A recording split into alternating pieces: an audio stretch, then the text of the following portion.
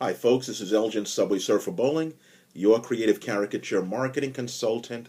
And I want to start this video by asking the eternal question that every young person asks themselves, and it's this: who am I? Who am I? It comes a point in every young person's life where they ask themselves that question on some level. Now, I'm an older guy, I'm 50 years old, and back in the 70s when I was a teenager, we called it finding yourself. I don't know what the term is today, but it's still the same. If you don't find out who you are, it's crucial. Actually, it's crucial to find out who you are, because if you don't find out who you are, then you spend the rest of your life being a carbon copy of someone else and wandering around aimlessly. And so that's true in life, and it's also definitely true in art and caricature. There are, in my opinion, I've categorized three basic groups of caricature artists. And you're going to find in your career, as you're trying to find out who you are as an artist, that you're going to gravitate the most towards one group. Now, the three groups are the hyper-exaggerators, okay, the hyper-exaggerator group. And let me give you some examples of that. The hyper-exaggerated group, right here, that's one example. Another would be sorry, this was really organized when I practiced it. But let me just talk a little bit in between here. The hyper exaggerated group, is characterized by realism, hyper realism. Okay, it has its roots in the ability to do portraiture.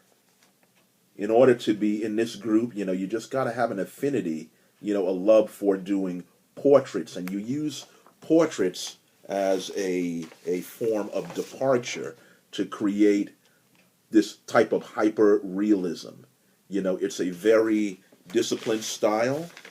One of the, masters, oh, that's my brother, he hates that. One of the masters in this style is an artist named Sebastian Kruger, one of my favorites. In fact, at the end of this video, you're going to find a whole list of different artists in every category. But like I said, the hyper-realists, they're characterized by doing realistic type art that's exploded and taken to another level. In order to do this, you have to be a highly disciplined artist in the art of portraiture. You must have those skills down pat, okay? So you might find yourself in that group. The next group that you might find yourself in is what I call the iconic, no, we're going to save that one for last.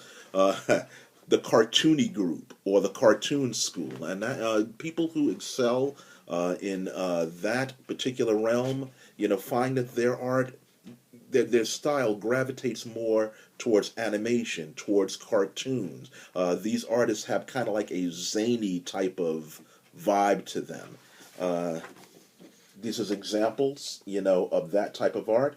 I would have to say that I kind of lean more towards the cartoony school, of caricature than anything else. Now, all of these schools you can work in, but like I said, you're going to find that one particular one is the one that you find yourself at home in.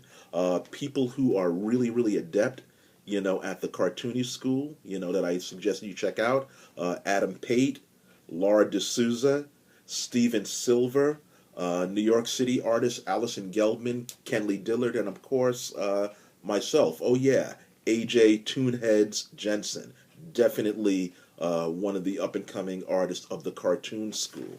All right, and like I said, they're characterized by the cartoony, animated feel of their work. Now, a very interesting school that's kind of hard to categorize, is called the iconic abstract expressionist school.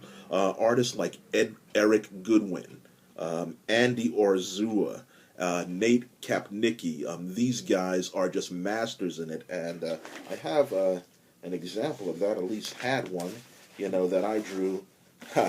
Like I said, it went better in practice. But let me tell you what this school is about. This school is there it is. This school of caricature focuses a lot on just taking the envelope and just ripping it apart. They're concerned with exploring abstract shapes, geometric shapes, and just really finding the likeness in very, very unconventional ways. It seems like they're not really all that concerned with getting a literal type of likeness, but more concerned with getting the elements of the face. It's a very, I consider it to be a very new and exciting style of caricature, and the guys that I've mentioned, they're what I consider masters. There's another Japanese artist. His name is Shinichi, who's also very adept at that. Another one named Tomo, who's very good at that.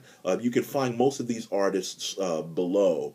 I've listed them, and categorized them for you to go to their websites and check out. Now, it's important, to find yourself in any of these art styles, because you're going to use that as a point of departure. You're also going to use that particular style as an anchor. While you can sample and become proficient in any of these styles, you're really going to find that one particular style is the one that you find the most at home with. Once you find what that is, I suggest you go and investigate every artist who draws in that particular style, copy their work, read what they read, find out who they were influenced by, because this is going to help you become more proficient in that particular style.